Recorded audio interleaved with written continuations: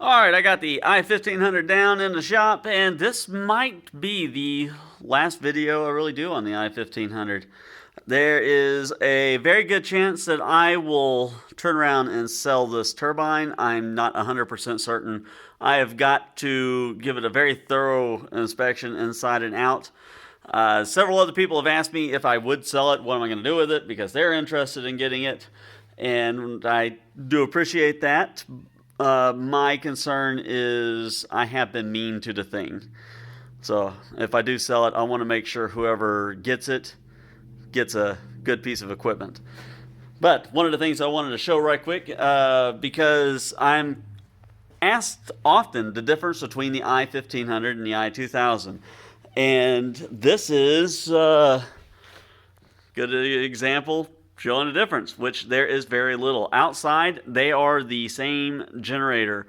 The difference is going to be internal, just a little bit more copper, a little bit more magnet on the i2000 over here. The 500 watts difference is not a huge difference whenever it comes to the end materials. Outside of that, I mean, they use the same hub, which I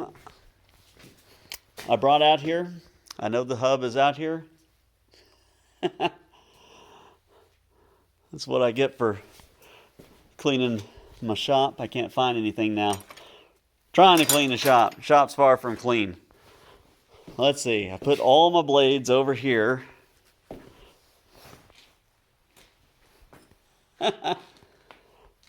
Okay, we'll worry about that later. Anyway, they use the same hub. It's the same 107 centimeter blades. The only real difference here is that the blades that I have on my i1500, they are, that much shorter. And they are that much shorter because of a mishap. Whenever I brought this thing down the first time, it slipped off the stand, broke a blade, and I ended up trimming the other two to match, just so, just so I could keep operating. And then, in the end, that let it reach a lot higher of an RPM, I think, and I've seen way more power than what this thing was rated for. And even looking down the blades, it's kind of hard to tell. That one's got, I'm trying to get my camera to where you can see it, it's a little bent.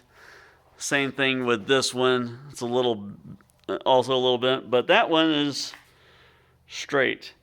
And that again is from that mishap. Whenever it came off the stand, I didn't know it, and it sat in a field with its weight on those two blades, bending them for probably a day at least. That's why they got a little bit of curve and the other side does not. Now let's see here. We can see on the back side of this there is some rust. Got a little bit of rust underneath the hardware.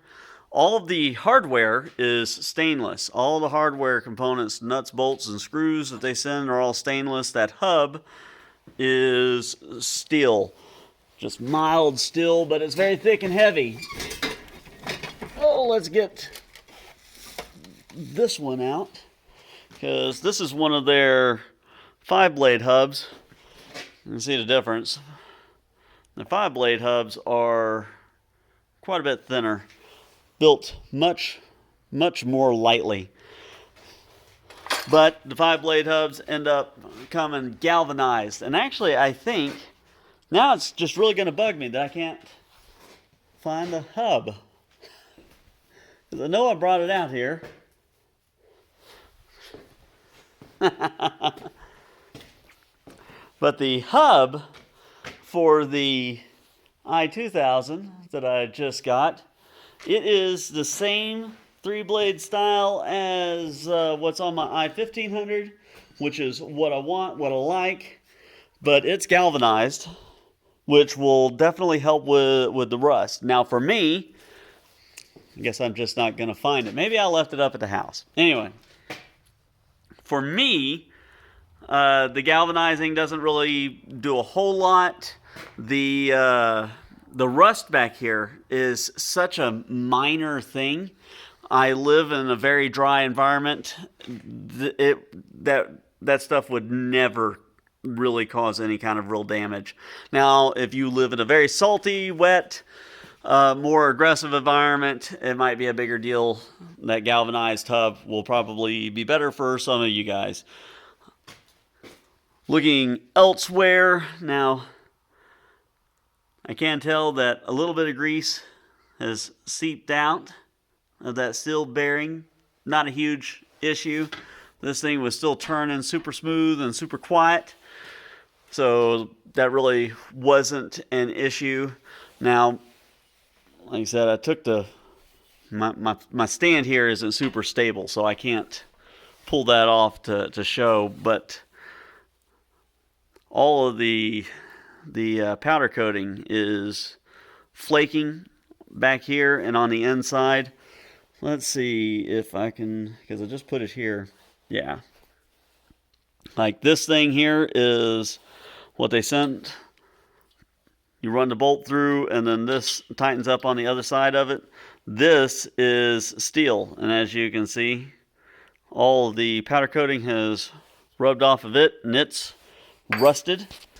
Again, for me, not a big deal, because that rust won't cause any issues, but this is made lightly enough that if you live, again, in a more aggressive environment, I would suggest maybe replacing this with something else. You might still run the bolt through because that keeps it indexed, and that's that would be a safety to keep the tail from ever slipping off. But you could get, let's see here, yeah,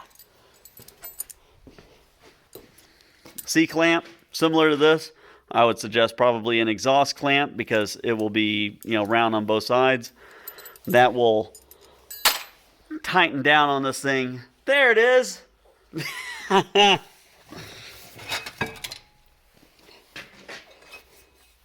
bet it's in a lot of my video, just sitting back there laughing at me. So, still, I think. Let's put a magnet on it. Surely it's just galvanized. Yep, that's just galvanized, which is fine. So that's that.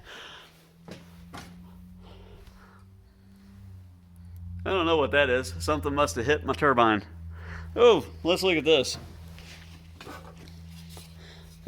This was one of the things that I was sure whenever I first unpacked this turbine that it would, that tail, because it's just PVC, I knew that would get brittle in the sun. It would break. This thing has been in hailstorms. I knew the first hailstorm that got it'd break it all apart, but it did not.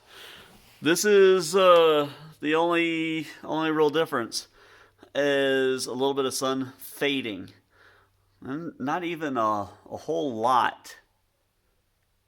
I don't even know if you'll be able to see it on camera. Ooh, trying to get to where, there, that might show it. It's just the old one. It's more of a cream color now, which again, it's perfectly fine. Doesn't hurt anything, and it's held up a lot better than I expected it to. I like that. Now, over the course of the time that I have had this turbine, I have had 2 considerable failures. One of them was the slip ring in here. That went up. And the other one is, there is a Molex connector up here. It's in the back of the nacelle. Let's take a look at the i2000 because it uses that same connector. The i1500 had one of these connectors back here. And that's what makes these, part of the system that makes these all modular. They make all their nacelles the same. They make most of their motor casings the same, and the tail booms are all the same size pipe, things like that, just so they can take and as an order is made, slap together, whatever is going out. And I've had, and that's the point of this little Molex connector. I call it a Molex connector. I don't necessarily know what kind of connector that is, but it is a real simple screw terminal connector. That failed in this thing. And now for a long time I thought maybe I just abused it, but I also had that same connector in my Healy fail. There's a good chance that I will replace this. I will cut that out and either solder those connections or find a better terminal just to maybe not have that problem with this turbine. These were both very simple problems. I had a couple other issues that made me have to bring the turbine down, but they were my issues, things that I cheaped out on and did incorrectly.